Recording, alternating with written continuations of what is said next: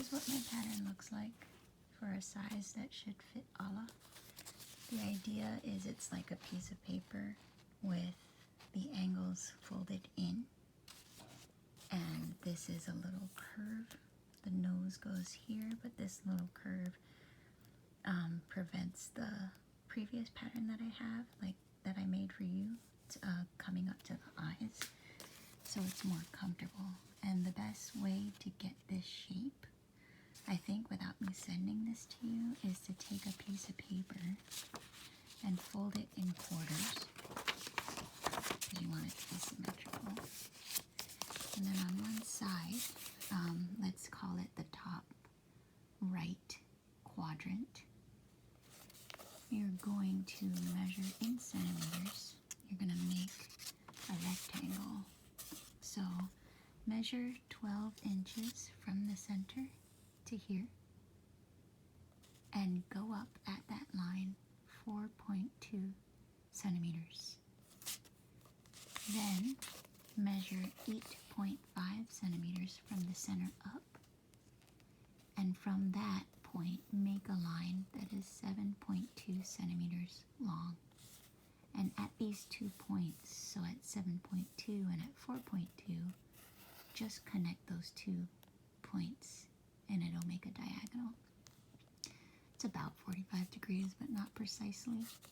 Then from this top line, you are going to measure down 1.5 centimeters and try to see if you can split this in half and find the center point of this, because this is where you will hand draw a little curve, and you can smooth it out as much as you want, and you can even fold the paper in half there if you want it to look very symmetrical. When you open this up and cut it out, it will look like this, and this is the pattern without seam allowances. The reason is that I find that it's much more precise. Since this is a symmetrical, it's going to be a 2-ply mask. The technique is very much like sewing cuffs for men's formal shirts. It's a very, very precise process, because if you get any of the corners wrong or the lengths wrong, it starts to shift, and then all the errors start to build up. So I found a better way. If you take a piece of fabric,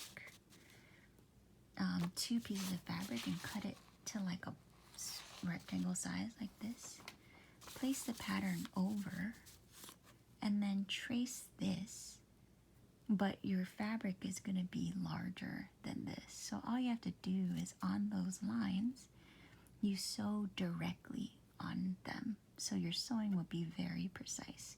You're going to sew from here, so don't sew this part. You're sewing 2 fabrics, by the way, so your main fabric will be Ala's skirt, and then right sides facing whatever fabric you use as a lining. And so from here, stop at this point, pivot your needle. So leave your needle down, pick up your foot, pivot, sew this curve, pick up your foot, leave your needle down, pivot, so on and so forth. Stop here, go to this point, so skip this, and sew this line.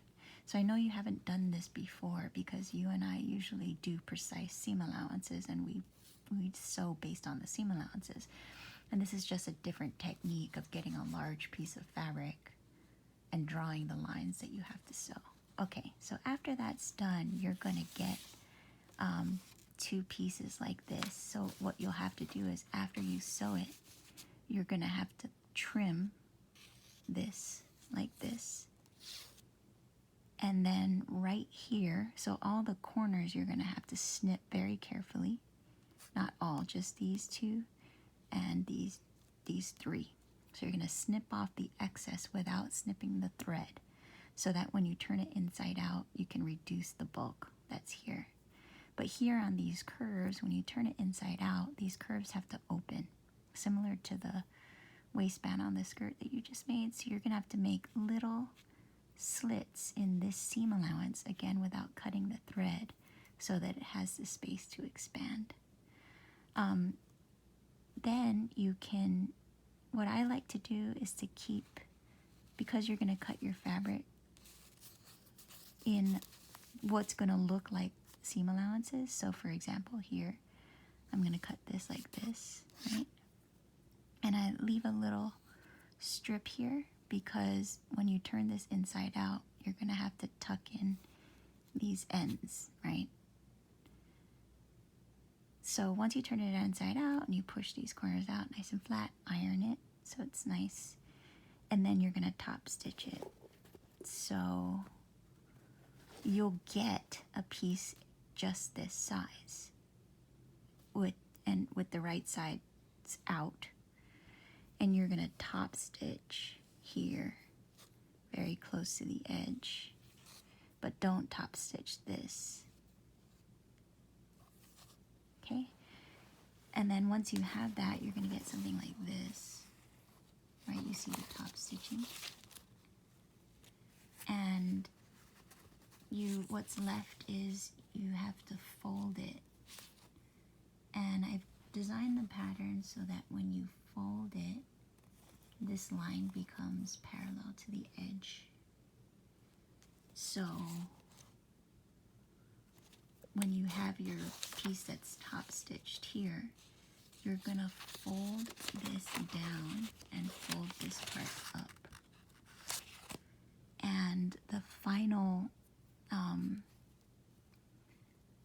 width here should be, let's see, I made Allah's 4.2 plus 4.2. Hold on, I have to do math.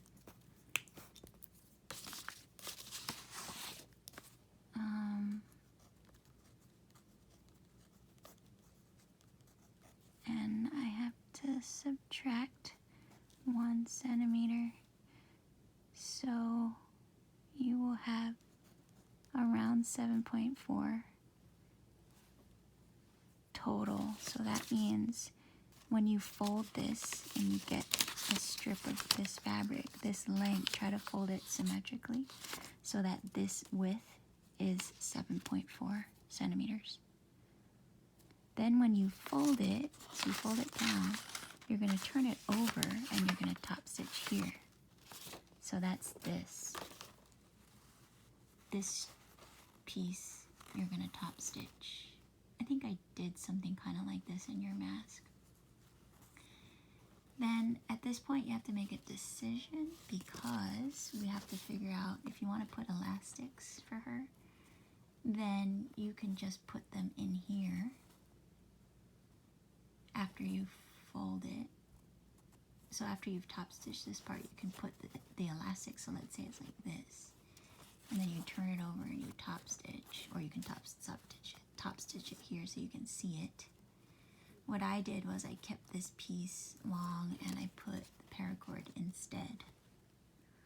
But you could also make a channel with this design, so you could fold it once and then another time, so it'll be around here, the final length, and you're making a channel that you can put elastic through. That's fine too, and I think that's how I did yours. Now for this fold, you just take the top corner, which is this, and you fold it down so that it meets the edge of this band, and then you take the bottom corner and you do the same. And when you fold it nice and flat, you should get a straight line that you can then sew down, and then you do the other side. So now this new design, I had yours where I didn't sew this part down, and when you fold it, it's flat like origami.